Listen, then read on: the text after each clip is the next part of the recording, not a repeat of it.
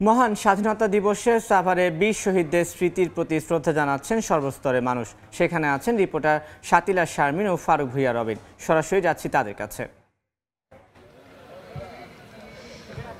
দর্শক, আবার আমন্ত্রণ জানাচ্ছি জাতীয় স্মৃতিসৌধে, এবং এই যে উদযাপনের ক্ষণ সেটি হচ্ছে আমাদের স্বাধীনতা দিবস এবং জাতীয় দিবসও। আমি সঙ্গে আছি আপনাদের শাতিলা শারমিন, আমার সঙ্গে আছেন আমার সহকর্মী ফারুক ভুইয়া রবিন।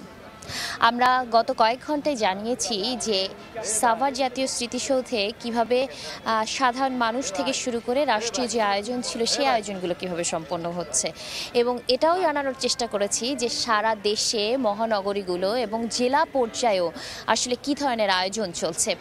সেই আয়োজনগুলোর দিকে যদি একটু ফিরে তাকাই, তাহলে সকালেই যে রাষ্ট্রীয় আনুষ্ঠানিকতা শুরু হয়, রাষ্ট্রীয় আনুষ্ঠানিকতার পরে কিন্তু আমরা দেখেছি যখন সর্বসাধারণের জন্য উন্মুক্ত করে দেওয়া হয় এই জাতীয় স্মৃতিসৌধের বেদি, তখন কিন্তু আমরা দেখেছি ধীরে ধীরে মানুষের ভিড় বাড়তে, এবং এইখানে সামাজিক, সাংস্কৃতিক, রাজনৈতিক যে সংগঠনগুলো বিভিন্ন ব্যানারে, বিভিন্ন রঙে তারা সেজে কিন্তু এই স্মৃতিসৌধে অনেকে ব্যক্তিগত উদ্যোগে আসছেন, বিভিন্ন শিক্ষা প্রতিষ্ঠানের শিক্ষক শিক্ষার্থীরাও কিন্তু আসছেন। তারা এসে ৭১-এর বীর শহীদদের প্রতি শ্রদ্ধা নিবেদন করছেন। এবং একটি কথা যদি বলতে যাই, যে রাষ্ট্রীয় আনুষ্ঠানিকতা শেষ হওয়ার পরে 6:30টার দিকে কিন্তু যে উন্মুক্ত করে দেওয়া হয়েছিল জাতীয় স্মৃতিসৌধ, তারপরে এখন কিন্তু আমরা যেটি দেখতে পাচ্ছি 3.5 ঘন্টারও বেশি সময় ধরে কিন্তু যে সাধারণ মানুষ আসছেন এবং ৭১-এর বীর শহীদদের স্মরণ করছেন।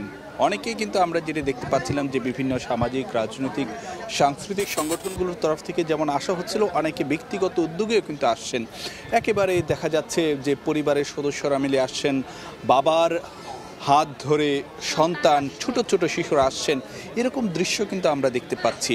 মায়েরা কোলে করে ছোট ছোট শিশুদেরকে নিয়ে আসছেন এবং তারা এসে এই জাতীয় স্মৃতিসৌধে ৭১-এর বীর শহীদদের প্রতি শ্রদ্ধা নিবেদন করছেন। এইরকম খণ্ড খণ্ড চিত্র কিন্তু আমরা কিন্তু সকাল থেকে দেখতে পাচ্ছি। রবিন, সেটি হচ্ছে যে এই মুক্তিযুদ্ধ এবং 9 মাসের যে রক্তক্ষয়ী সংগ্রামের কথা বলা হয়, এই 9 মাসের রক্তক্ষয়ী সংগ্রাম শুধু 9 মাস না, এটার জন্য বাঙালি জাতিকে দীর্ঘ সময় ধারাবাহিক সংগ্রামের মধ্য দিয়ে কিন্তু আমরা 19৭১ পেয়েছি, এবং তার মধ্যে দিয়েই কিন্তু আমরা একটি স্বাধীন ভূখণ্ড পেয়েছি। আসলে যদি একটি কথা আপনাদেরকে বলতে যাই, যখন দ্বিজাতি তত্ত্বের ভিত্তিতে পাকিস্তান নামের রাষ্ট্রের জন্ম হলো, একদিকে পূর্ব পাকিস্তান, অন্যদিকে পশ্চিম পাকিস্তান, এই যে তখন এই পূর্ববঙ্গের মানুষের সঙ্গে পশ্চিম পাকিস্তানের যারা শাসক গোষ্ঠী, তাদের মধ্যে কিন্তু নানা ইস্যুতেই একটি যে টানাপোড়েন সেটা কিন্তু দৃশ্যমান হচ্ছিল। এবং সেই জায়গাটি কারণ হলো যে বাঙালি নানাভাবে সেখানে বঞ্চনা, বৈষম্যের শিকার হচ্ছিল। এবং তার শুরুতে কিন্তু আমরা যেটি দেখতে পাচ্ছিলাম যে ভাষা আন্দোলন, রাষ্ট্রভাষা বাংলার, যদিও বাংলা ভাষা পাকিস্তানের সংখ্যাগরিষ্ঠ মানুষের ভাষা ছিল, কিন্তু সেটিকে কিন্তু রাষ্ট্রভাষা হিসেবে স্বীকৃতি দিতে চায়নি তখনকার পাকিস্তানি শাসকরা। তখন থেকে কিন্তু যে বাঙালি জাতীয়তাবাদ এবং যে বাঙালির যে প্রতিবাদী যে বীজ, বাঙালির যে আত্ম অধিকারের, আত্মমর্যাদার যে বীজ 52 সালে রচিত হয়েছে 21শে ফেব্রুয়ারির মধ্য দিয়ে, সেটি কিন্তু এসে পরিপূর্ণতা পেয়েছে ৭১-এ। এবং সেই ৭১-এ যখন আমরা একটি দেশ পেয়েছি, দেশ পাওয়ার পরে সেই দেশকে কিভাবে এগিয়ে নিয়ে যাওয়া যায়, সেই দেশ কীভাবে ক্ষুধা দারিদ্র্যমুক্ত হয়, দুর্নীতিমুক্ত হয়, সেই প্রত্যাশা কিন্তু এবারের স্বাধীনতা দিবসের সবচেয়ে বড় বিষয় মানুষের কাছে।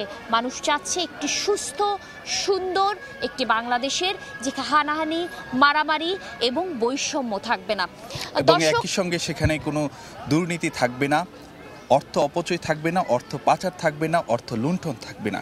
সেখানে সাম্য, মানবিকতার ঠাঁই সবার উপরে থাকবে। রবিনের কথা ধরেই বলতে হচ্ছে যে সুন্দর বাংলাদেশ তৈরি হোক, এবং সেই সুন্দর বাংলাদেশের খবর যারা জানতে চান, জনতা যে সুন্দর একটি বাংলাদেশকে দেখতে চান, সেই প্রত্যাশায় তারা যে তাদের অগ্রজদের শ্রদ্ধা জানাতে এসেছেন, সেই অগ্রজদের শ্রদ্ধা জানানোর মধ্য দিয়েই তৈরি হোক আরেকটি দৃঢ়প্রত্যয়, বাংলাদেশকে ক্ষুধা দারিদ্র্যমুক্ত এবং দুর্নীতিমুক্ত একটি বাংলাদেশ তৈরি করা, এবং একই সঙ্গে সুখী সমৃদ্ধ।